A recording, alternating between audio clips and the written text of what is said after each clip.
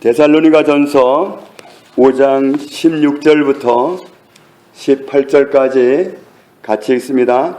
항상 기뻐하라. 쉬지 말고 기도하라. 범사에 감사하라. 이것이 그리스도 예수 안에서 너희를 향하신 하나님의 뜻이니라. 아멘.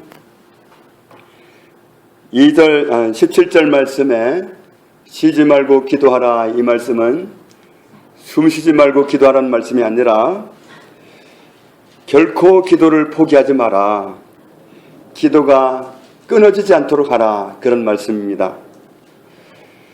제가 알기로 이 자리에 계신 분들은 전부 하나님의 뜻대로 살기를 원하시는 분들만 오신 줄로 압니다. 맞죠?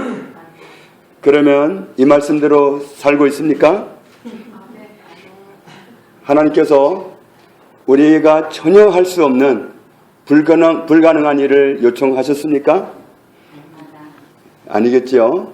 하나님 우리에게 어떤 요구를 하셨을 때는 할 수 있는 일이니까. 이건 선택의 문제입니다. 케네스 해긴 목사님이, 그분도 훈련 기간이 있었는데,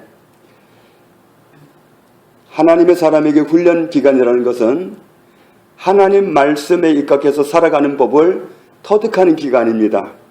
그런데 그분이 부양가족이 아내가 있고 아들, 딸이 있고 또 조카, 딸이 있었답니다. 그렇게 같이 지냈는데, 형편은 그 당시 하나님이 이분에게 어느 교회를 맡아서 목회를 하는 걸 원하신 게 아니라 순회하면서 교회들을 세워가기를 원하셔서 순회 사역을 하게 됐습니다. 그건 처음 하는 사역이라서 교회들이 알지도 못하고 목사님들이 반기지도 않고 그런 시절에 시작을 했기 때문에 처음 몇 년은 굉장히 어려웠습니다. 그래서 다른 교회 집회를 마치고 끝날 때에는 또 다른 장소에 나를 와달라 하는 그런 기약이 없고, 또 그때 받은 사례비가 충분하지 않은 그런 상황으로 나와야 되는 그런 경우가 종종 있었습니다. 어느 날은 사례비를 받았는데 얼마를 받았느냐면 $42를 받았습니다. $42면 요즘 돈으로 환산하면 42,000원 조금 더 되겠죠. 그 정도의 돈을 받았는데, 물론 지금과 그때와 화폐 가치는 다르죠. 그런데 어쨌든 그런 돈을 받았는데, 그 당시에 필요한 돈은 얼마였냐면 $102였습니다. 그런데 $42를 받은 거예요. 그렇게 해가지고 이제 나오는데, 집회가 오전에 끝나도 오전에 차를 몰고 가지 못하고 밤까지 기다렸다가 어두워지면 운전을 했습니다. 전에도 말씀드린 것처럼 그분의 차는 낡았습니다. 타이어가 많이 낡았고, 또 낮에 운전을 하면 이 도로가 뜨거워서 그 낡은 타이어가 빨리 닳아버리니까 겁나서 못 가고 해가 질 때까지 기다렸다가 이제 운전을 시작합니다. 그리고 스페어 타이어가 없었답니다. 왜 없었을까요? 살 돈이 없어서. 그리고 에어컨도 안 돌았답니다. 왜냐하면 할 수 있는 형편이 안 돼서.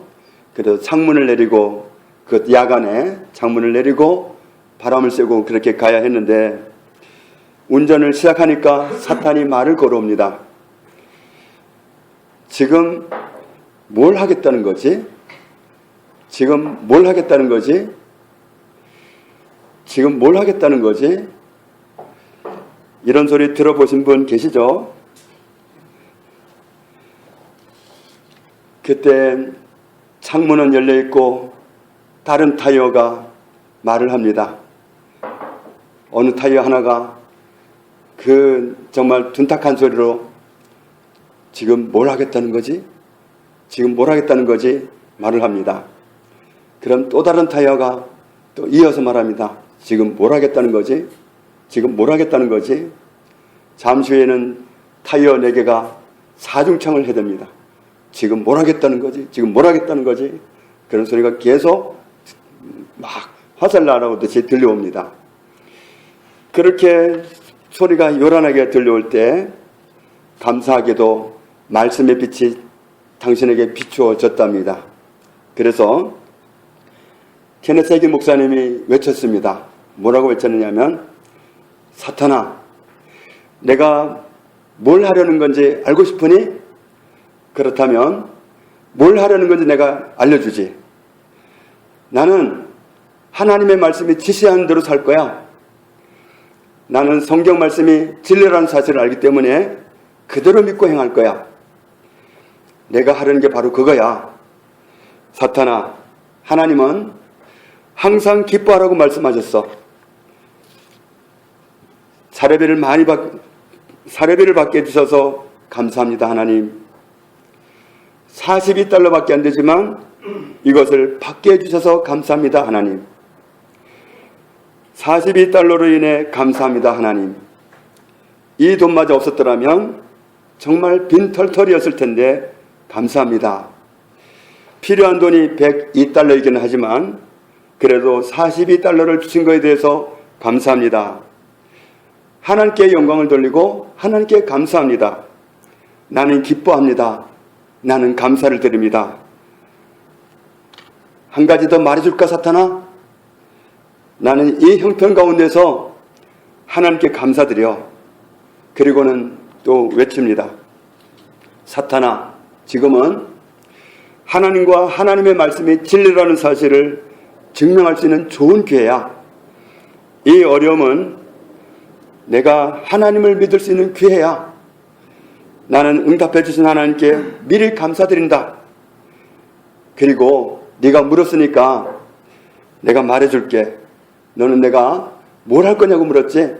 나는 집에 가서 정말 그 근심 걱정 없는 갓난아이가 아무 근심 없이 소록소록 잠자는 것처럼 난 그렇게 잠잘 거야. 그게 바로 내가 하려는 거야. 그렇게 맞대응을 했습니다. 그렇게 말씀이 그분 안에 들어오니까 이 말씀 때문에 용기 백배해가지고 사탄에게 외치고 집으로 돌아가서 정말로 근심 걱정에 휩싸인 게 아니라 고지서를 바라보고 어떻게 하나 한 게 아니라 정말 하나님께 감사하면서 잠을 청했습니다. 그런데 그 고백대로 환경이 열려져 갔습니다. 해기 목사님의 고백이 당시에 환경에 눌려가지고 자기가 그렇게 하지 못하고 다른 사람들처럼 했더라면 어떻게 됐을까? 다른 사람들처럼 상황에 눌리고 지치고 힘들어하고 불평하고 원망하고 그런 길을 택했더라면 자기 삶이 그렇게 빨리 열렸겠느냐. 그래서 그런 상황을 걸어갈 때에 하나님이 말씀의 빛을 비추어 주시고 자기 걸음을 인도하신 하나님께 감사드린다고 고백하고 있습니다. 어떤 사람이 의인이라고 그랬죠? 하나님은 어떤 사람을 의인으로 보시죠? 하박국 2장 4절에 보면 의인은 그의 믿음으로 말미암아 살리라. 하나님을 믿는 믿음으로 사는 사람이 의인이다. 하나님을 어떻게 믿습니까? 하나님의 말씀을 보면서 하나님을 믿습니다. 말씀을 통해서 그 말씀하신 하나님을 믿습니다. 말씀은 곧 하나님이십니다. 예수님이 말씀하신 것처럼 말씀이 곧 하나님이십니다. 그래서 사탄이 하나님 믿는 사람을 넘어뜨릴 때 가장 먼저 하는 작업이 뭐죠? 누가복음 8장 12절을 보겠습니다.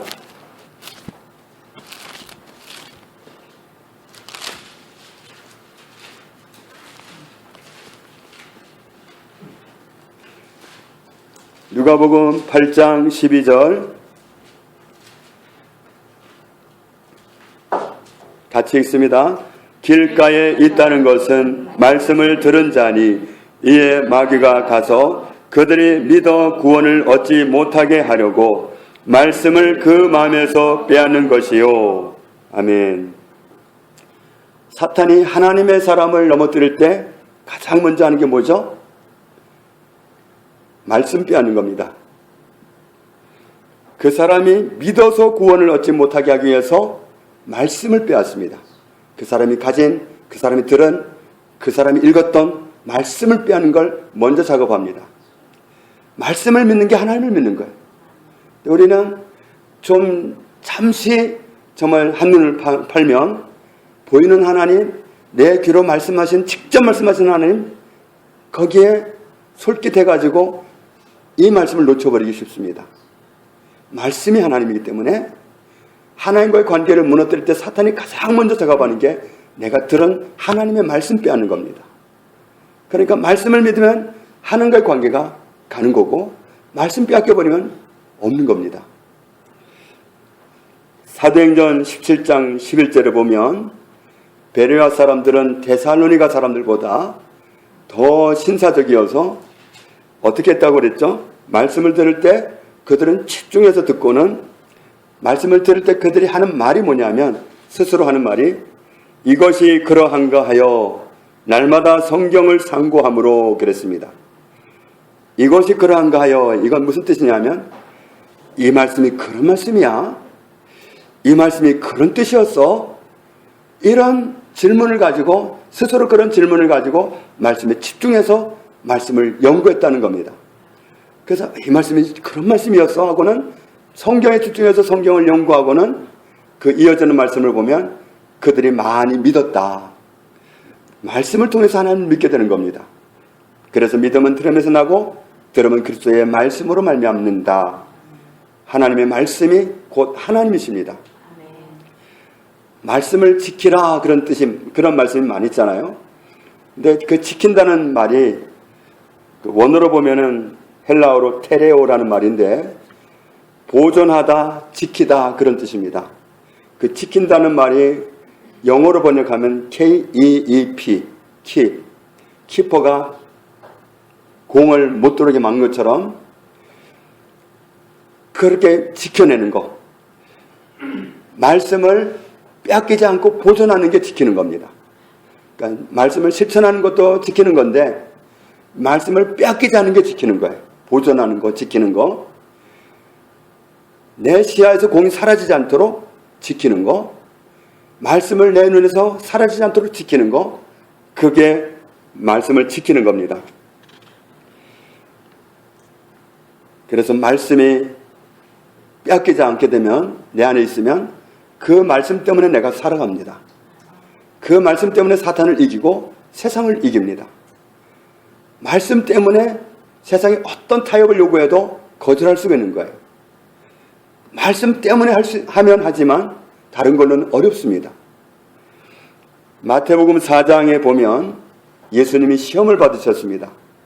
사탄이 뭐라고 그랬죠? 하나님 아들이시라고? 그럼 어디 증거 좀 대보시지? 지금 배고프실 텐데 돌 가지고 떡이나 좀 만들어 드시지?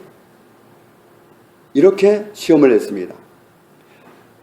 얼핏 듣기에는 정말 하나님의 아들이라는 걸 인정받으라는 말처럼 들리지만 속셈은 따로 있습니다. 실제로 그런 사건이 일어났을 때 어떤 일이 벌어졌는지 한번 보겠습니다. 요한복음 6장입니다. 요한복음 6장 14절 15절을 보겠습니다.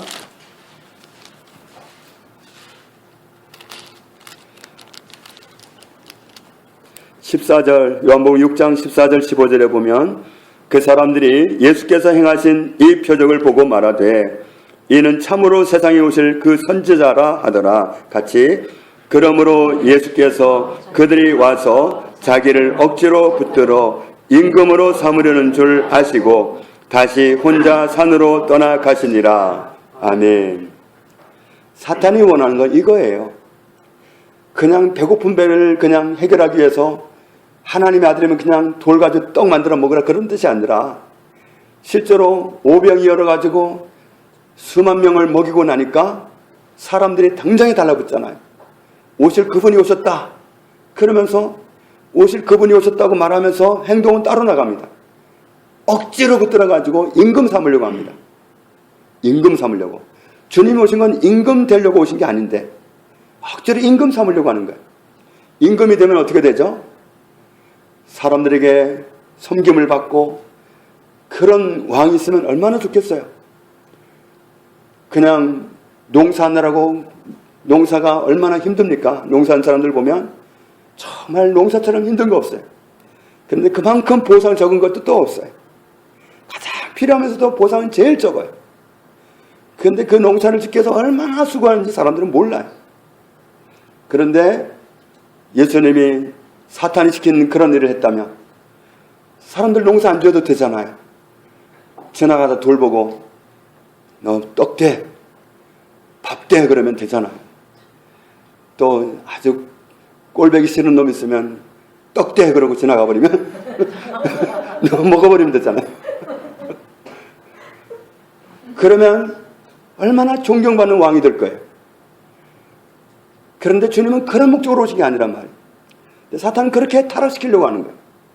명예에 집중하고 사람들에게 인정받는 거에 집중하고 사람들이 추정하고 좋다고 그러고 박수치고 우리 왕이 최고라고 그러고 그런 거기에 몰두해서 진짜 당신이 왜 왔는지 그걸 잊어버리라는 거예요. 진짜 이 땅에 오신 그 본래의 목적은 잊어버리고 이 세상에 묻혀서 인생을 허비해 보라는 거예요. 그때 예수님이 하신 말씀이 마태복음 4장 4절에 뭐라고 말씀하셨죠? 기록되었으되 사람이 떡으로만 살 것이 아니요 하나님의 입으로부터 나오는 모든 말씀으로 살 것이라 하였느니라. 아멘. 모든 말씀으로 사는 것이다. 사람은 입으로 들어가는 그 양식만 가지고 사는 게 아니라 하나님의 말씀을 들어야 산다. 하나님의 모든 말씀을 통해서 사람이 산다. 하나님의 입으로부터 나오는 어떤 말씀이라고 그랬죠? 몇 가지 말씀이 아니라 대부분의 말씀이 아니라 모든 말씀으로. 하나님의 말씀만 챙길 수 있다면 삽니다, 사람이. 그런데 정말 배 터지게 먹어도 하나님 말씀을 섭취하지 못한 사람은 왜 사는지를 몰라요. 그래서 인생을 아무렇게나 살아요. 정말 뭐 자기가 잘난 줄 알고 자기 자랑하고 할지는 모르지만 인생을 허비하게 돼 있어요. 정말 사람이 영원히 사는 곳으로 가야 되는데 그걸 생각도 못하고 인생을 허비할 수가 있어요. 사탄이 원하는 건 그겁니다. 이 세상에다가 몰두하고 진짜 중요한 거 하나님과의 관계, 그게 내 생명이 사는 건데 그걸 잊어버리고 망각하고 허비한 인생을 살으라고 그렇게 사람들에게 정말 만족감이 없는, 그래서 뭐라도 더 갖게 하고 있어도 더 하게 하고, 배운 사람은 더 많이 배우려고 그래요. 박사 몇 개 가지고 있는 사람 있고 대학원 가고도 또 가고 싶어하고 뭔가를 자꾸 소유해야 될 것 같아요. 그 만족이 없으니까 계속 더. 그래서 정말 많은 기술을 가진 사람 보면 정말 옛 어른들의 말이 맞더라고요. 기술 많은 사람이 정말 존경받고 그렇게 사는 게 별로 없더라고요. 기술 많은 사람이 정말 일을 못하고 살더라고요. 근데 그런데도 불구하고 아직 내가 무슨 기술이 없어서 그런 줄 알고 더 배우고 하지만 안 되는 거예요. 그런데 하나님의 말씀이 들어와 있는 사람, 하나님을 모신 사람은 그분의 말씀 때문에 정말 소망을 가지고 살아가고 다른 사람을 살찌우고 다른 사람에게 좋은 영향을 끼치고 살아가는 거예요. 많이 가져서가 아니라 하나님의 말씀 소유한 것 때문에 그렇게 힘있게 살아가고 세상 사람들에게 본보기가 되고 그렇게 살아갑니다. 그래서 우리가 정말 중요한 건 뭐냐? 말씀입니다. 하나님의 말씀대로 살아가는 것, 그것이 우리를 살리는 겁니다. 기뻐하지 못하게 하고 감사하지 못하게 하는 환경이 있을 수 있고 형편이 있을 수 있고 문제가 있을 수 있고 상황이 있을 수 있습니다. 그거 한 가지만 빼고 저는 감사할 수 있습니다. 그럴 수도 있어요. 그러나 항상 기뻐하라, 범사에 감사하라, 이 말씀은 무슨 뜻이냐면 어떤 환경 때문에 어떤 문제 때문에 기뻐하고 감사하는 뜻이 아니라 그 모든 것을 다스리시는 주권을 가지신 하나님이 너와 함께 계신 것 때문에 감사하고 그분 때문에 기뻐하라는 거예요. 아멘. 그 하나님은 모든 내가 넘지 못하는 그 문제를 넘게 하시는 분이고 구원하시는 하나님이기 때문에 그 하나님이 계신 것 때문에, 그분이 나와 함께 계신 것 때문에 감사하고 그것 때문에 기뻐하라는 거예요. 넘지 못할 문제가 있고 상황이 있을 수 있어요. 근데 그걸 바라보면 이 한 가지 때문에 내가 기뻐할 수 없고 감사할 수 없어요. 그러면 나는 이 말씀에 대해서 순종하지 못하는 겁니다. 나는 하나님의 뜻대로 살고 싶어요 하지만 정작 하나님 뜻이 이거라고 해도 하지를 못하는 거예요. 그건 우리가 어떤 문제 때문에 어떤 상황 때문에 기뻐하고 감사하는 게 아니라 어떤 어떤 넘지 못할 산이 있고 문제가 있다 하더라도 그것을 넘어가게 하시는 그 하나님이 나와 함께 계신 것 때문에 기뻐하라고, 그것 때문에 감사하라는 거예요. 하나님이 저와 여러분에게 함께 계신 줄을 믿습니다. 그것 때문에 기뻐하고 그것 때문에 감사하라는 겁니다. 항상. 정말 내 인생은 이게 뭔가 하는 그런 문제가 있을 수도 있어요. 그런데 그것조차도 뛰어넘게 하신 분이 나와 함께 계신 것 때문에 기뻐할 수 있고 감사해야 된다는 거예요. 이것이 너희를 향하신 하나님의 뜻이니라. 오늘 정말 나는 너무 급한데 이 상황이 해결이 안 되는 문제가 있을 수도 있어요. 그런데 그걸 뛰어넘게 하시는 하나님이 나와 함께 계시다는 것, 그 본질적인 문제를 가지고 감사하고 기뻐하라는 거예요. 하나님이 계시는데 안 될 일이 뭐가 있습니까? 하나님이면 다 됩니다. 하나님을 붙잡는 게 말씀을 붙잡는 겁니다. 잠언 4장을 보겠습니다. 잠언 4장 23절입니다.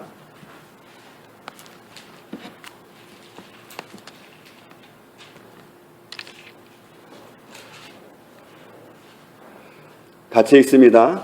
모든 지킬 만한 것 중에 더욱 내 마음을 지키라. 생명의 근원이 이에서 남이니라. 아멘. 지켜야 할 것이 많은 중에서 더욱 지키려고 힘써야 될 게 있다. 그게 뭐라고 그랬죠? 마음을 지키라. 왜냐하면 그 마음을 지키는 것은, 마음을 지키고 못 지키는 것은 생명이 왔다 갔다 하는 문제다. 생명이 이 마음가짐에 왔다 갔다 합니다. 어떤 사람이 너무 힘들어서 죽음에 뛰어듭니다. 생명의 근원이 마음에 있는 거예요. 생명의 근원이 이 마음 먹기에 달려있어요. 어떤 사람은 정말 극한 어려움 속에서 하나님이 나와 함께 계신데 무슨 문제야 하고 일어서 버리면 환경이 이겨버려요. 그러니까 마음을 지키라는 거예요. 근데 마음을 어떻게 지키느냐? 내 마음 내가 못 지킨다는 게 문제죠. 남의 마음도 못 지키지만 내 마음 내가 못 지키는 게 문제예요. 어떻게 지키냐 말이에요. 그것을 말씀하기를 20절에 보면 내 아들아 내 말에 주의하며, 하나님 말씀에 주의하는 거예요. 말씀을 따라가면 내가 마음 지키게 되는 거예요. 말씀 때문에 사람들의 생각, 말씀 때문에 사람들의 말에 놀아나지 않는다면 내가 마음 지킨 거예요. 말씀 때문에 내가 사탄이 주는 생각을 거절할 수 있다면 마음 지킨 거예요. 마음을 지키는 그 길은 하나님 말씀에 주의하는 거다. 그래서 내가 말하는 것에 내 귀를 기울이라. 그리고 그것을 내 눈에서 떠나게 하지 말며, 하나님의 말씀이 너의 귀에서 떠나지 말게 하고 너의 눈에서 떠나지 말게 하고, 그렇게 되면 어디에 있다고 그랬죠? 네 마음속에 지키라. 눈에서 안 떠나가고 귀에서 안 떠나가는 그 말씀은 내 마음에 있습니다. 자꾸 보고 또 듣고 자꾸 보고 또 듣고 이런 말씀은 내 마음에 있습니다. 그러면 그 말씀이 나를 주장하면 세상의 어떤 문제도 이깁니다. 해기 목사님이 정말 그 어두운 터널 같은 길을 갈 때 사탄아 그래 내가 뭘 할지 말해줄까? 그 용기는 어디서 나왔어요? 말씀 때문에 온 거예요. 말씀이 있으니까 외칠 수 있고 상대할 수 있는 힘이 있는 거예요. 그런데 어떤 생각 가지고 그를 대적하겠어요? 말씀이 있으니까 가능한 거예요. 그래서 말씀에 주의하라. 그렇게 되면 22절에 그것은 말씀은 얻는 자에게 빼앗기지 않는 사람에게 무엇이 되며? 생명이 되며 또 뭐가 된다고 그랬죠? 예, 그의 온 육체의 건강이 됩니다. 머리끝부터 발끝까지 건강이 된다. 말씀에 붙들면 다 해결이 된다는 말씀입니다. 생명이 되고 온 육체의 건강이 된다. 온몸의 건강이 말씀 붙잡으면 해결이 된다. 말씀에 사로잡히면 모든 것 보장받습니다. 내 마음 지키는 비결 또 한 가지 24절에 보면 구부러진 말을 입에서 버리고 비뚤어진 말을 입술에서 멀리하라 그랬습니다. 구부러진 말은 뭐고 비뚤어진 말은 뭐죠? 말씀과 일치하지 않는 말이 구부러진 말이고 비뚤어진 말이에요. 말씀대로 말하는 게 바른 말이고 정직한 말입니다. 말씀대로 말해야지 말씀과 다른 말을 하지 말라는 거예요. 아이고 죽겠네 하지 말라는 거예요. 말씀대로 말하는 거예요. 하나님 감사합니다. 저는 기쁩니다. 그래야지. 아이고 죽겠네 그러면 구부러진 말을 하는 거예요. 비뚤어진 말을 하는 거예요. 말대로 됩니다. 말대로 되는데 은혜 받아놓고 말을 구부러서 해버리고 비뚤게 해버리면 비뚤어진 길 가고 구부러진 길 나오는 겁니다. 그러니까 우리가 내 말을 지키라는 거예요. 말씀대로 말하는 거예요. 말씀의 고백대로 하면 우리에게는 그렇게 열린다는 거예요. 그러니까 우리가 말씀대로 순종하는 것이 우리가 살 길입니다. 말씀대로 살아가는 것이 내 마음 지키는 겁니다. 내 마음 지키면 그것은 생명의 근원을 지키는 겁니다. 거기에서 생명이 오고 거기서 온 육체의 건강이 보장됩니다. 그래서 말씀하십니다. 이렇게 살아가는 것이 너를 향하신 하나님의 뜻이다. 항상 기뻐하라. 쉬지 말고 기도하라. 범사에 감사하라. 저와 여러분이 오늘부터 이 말씀에 순종할 수 있기를 원합니다. 그래서 하나님이 보장하신 모든 은혜를 입술로 열어가고 믿음으로 열어가는 저와 여러분의 일생이 되기를 주님의 이름으로 축복합니다. 하나님 아버지 감사합니다. 말씀이 곧 하나님이십니다. 그래서 말씀대로 살아가면 하나님의 은혜를 보장받습니다. 사탄은 이 사실을 너무도 잘 알기 때문에 하나님의 사람을 넘어뜨릴 때 먼저 말씀을 빼앗는다고 했습니다. 이 사실을 우리가 명심하게 하시고 살기 위해서 생명을 유지하기 위해서 온 육체의 건강을 보장받기 위해서 날마다 말씀에 집중하기 원합니다. 베레아 사람들처럼 이 말씀이 그런 뜻이었나요? 이 말씀이 그런 뜻이었군요. 이런 관심사로 늘 하나님의 말씀에 붙들린 사람으로 살게 해주시고 그래서 순종의 길을 걸으며 하나님의 은혜를 일생 누리며 살아가는 저희들 다 되게 하여 주옵소서. 예수님 이름으로 기도합니다. 아멘.